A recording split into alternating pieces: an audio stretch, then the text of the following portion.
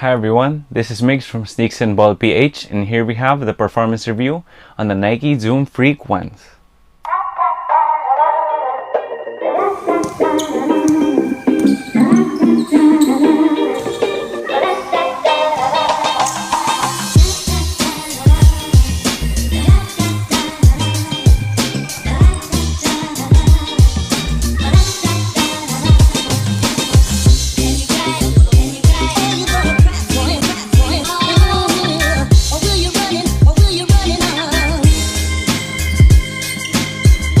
Starting off with the traction on the Nike Zoom Freak ones features a combination of both translucent and solid rubber. The solid rubber part of the outsole features a lot of lines, which were designed in a way to give a Greek vibe.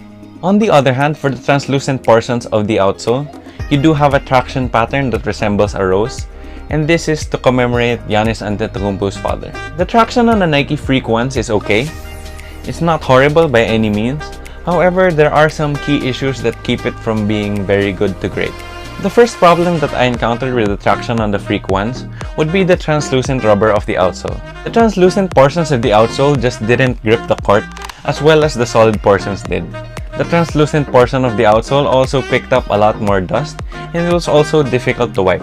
The dust pickup was actually bad enough that I did slip out once when I was stopping really hard going to the right on a mildly dusty court. The second problem I had with the traction was the durability of the outsole. Unlike a while ago, the problem did not lie in the translucent rubber.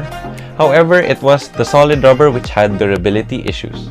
For the solid rubber portions of the outsole, I did experience some fraying here in the toe, even though I was playing primarily on indoor courts.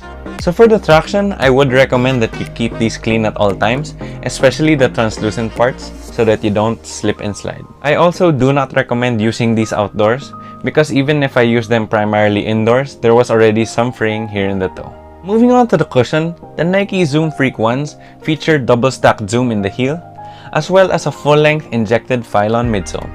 In my personal experience with the Nike Zoom Freak ones, the cushion was pretty rough for me. It was a rough experience for me because I mostly play on my forefoot and midfoot, and the forefoot here on the Zoom Freak ones is pretty dead. I do feel like they thinned out the Phylon a lot here in the forefoot, which is why you don't get a lot of impact protection.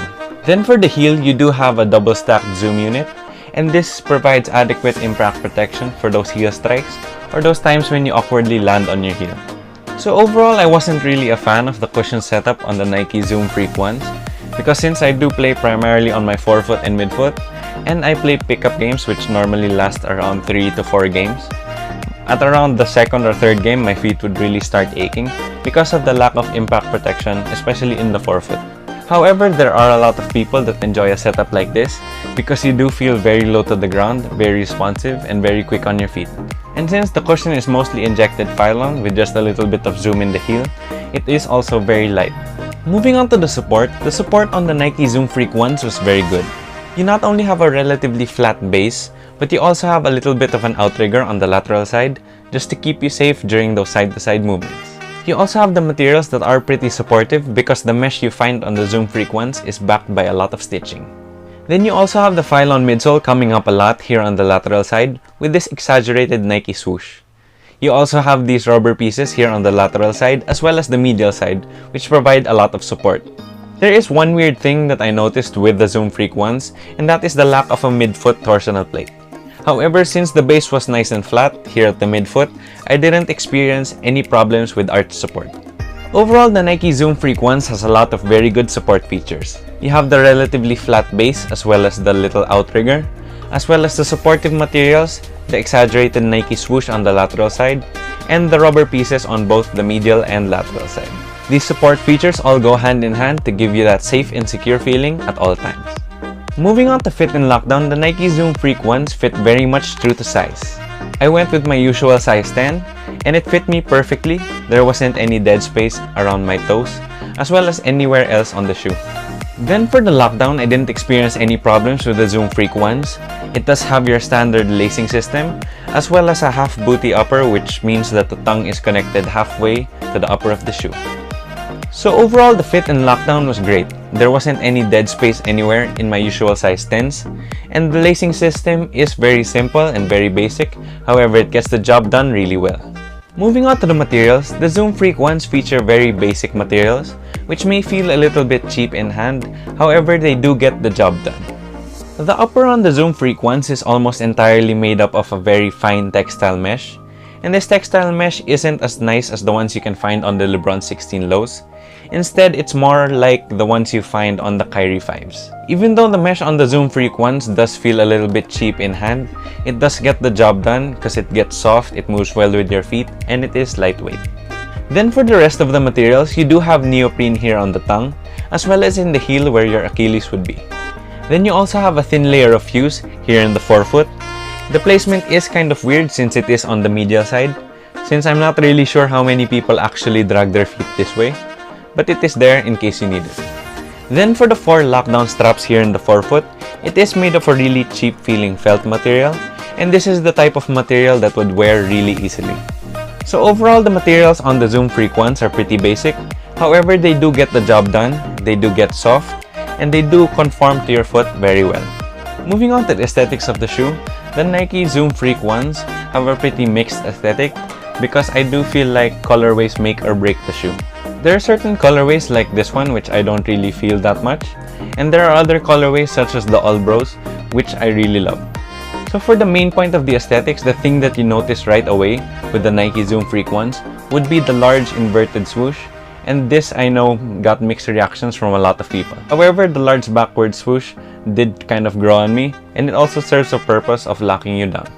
For the other aesthetic pieces of the shoe, you do have Giannis Antetokounmpo's logo, which I'm not really a fan of because it looks like a cheap logo that anyone could make. Then you also have his number 34 here on the back. Throughout the shoe, you also have a lot of nice touches such as Charles plus Veronica, which are the names of his parents. Then you also have his brothers here at the back. You also have Zoom Squared, which is to represent the double stack zoom in the heel. And then you have I Am My Father's Legacy written right below the rose pattern because they do pay tribute to Giannis Antetokounmpo's father. So overall for the aesthetics, I think that colorways make or break this shoe because there are some colorways like this that I don't really feel that much, and there are other colorways that I find really fire. However, the nice and sleek look of the shoe make me feel like I could also wear this casually and not just for basketball. Moving on to the price, the Nike Zoom Freak ones retail at 6,295 pesos here in the Philippines or 120 US dollars. I was able to grab my pair of Freak ones over at Titan in Vertis North. However, you can check these out over at any Titan store. You can also check out the Titan website or the new Titan app. I'll make sure to leave a link in the description box for both the website and the app for both iOS and Android. Then you can also grab a pair of Nike Zoom Freak ones at any of your local Nike stores. The Nike Zoom Freak ones are at a really good price point for a Nike signature shoe. However, it does have a lot of competition at this price range, most notably from the Nike PG3 and the Adidas Dawn Issue ones. Before we get into the final verdict, just a few quick pros and cons. For the pros, 1. The fit and lockdown. The Zoom Freak ones fit very much true to size, there isn't any dead space anywhere, and the lockdown is very good even though the lacing system is pretty simple, it works and it works really well. And 2. The support. The Nike Zoom Freak ones not only have a flat base and a bit of an outrigger on the lateral side, but it also has supportive materials, a TPU heel counter, and rubber as well as the foam that comes up a lot just to keep you locked in on the footbed at all times. Then for the cons. 1. The traction. The Nike Zoom Freak one has a combination of both translucent and solid rubber, but each of these portions do have their own drawbacks. Translucent portions of the outsole, it doesn't grip the court as well as the solid rubber portions do, and it also picks up a lot more dust. Then for the solid part of the outsole, it is pretty soft, and the durability is pretty subpar. I did experience some fraying here on the solid rubber part of the outsole, and this is even though I played primarily indoors in these shoes. Then 2. The cushion. The cushion on the Nike Zoom Freak ones just really wasn't for me. I primarily play on my forefoot and midfoot, and since the injected Phylon midsole on the Zoom Freak ones is pretty thin, I didn't feel like I got adequate impact protection. However, there still might be a lot of people that prefer a setup like this, which is very low to the ground and responsive in the forefoot, with zoom in the heel just in case you are a heavy heel striker. However, in my opinion, there are a lot of other shoes that give you ample court feel while still having good impact protection. So overall, for the Nike Zoom Freak ones, I was pretty much 50-50 on how they performed. There were some aspects that were really good for me, such as the fit and lockdown as well as the support. And there were also other aspects that I just couldn't get over, such as the traction and the cushion. In my honest opinion, the Nike Zoom Freak ones just don't perform as well as the other shoes in its price range. These shoes, such as the Nike PG3 and the Adidas Dawn Issue ones, are some of the best shoes we've had this year, and the Nike Zoom Freak ones just simply don't make the cut. However, if you really like the aesthetic of the shoe, and you don't mind having to wipe your outsole to keep it clean, and you don't mind the very thin forefoot cushion, or you actually prefer that kind of setup, then this could be the shoe for you. Because at the end of the day, it's still your choice. I do have my opinion, but we can agree to disagree. So there you have it. That was my review on the Nike Zoom Freak ones. If you liked the video, please make sure to leave a thumbs up down below. And if you have any questions or any special requests, you can leave them in the comment section down below. And if you haven't already yet, please make sure to subscribe to the channel. I did announce the mechanics of our giveaway in the performance review of the Adidas Dawn Issue number 1. So once again, please make sure to like, comment, and subscribe. It would help us out a lot here at Sneaks and Ball PH.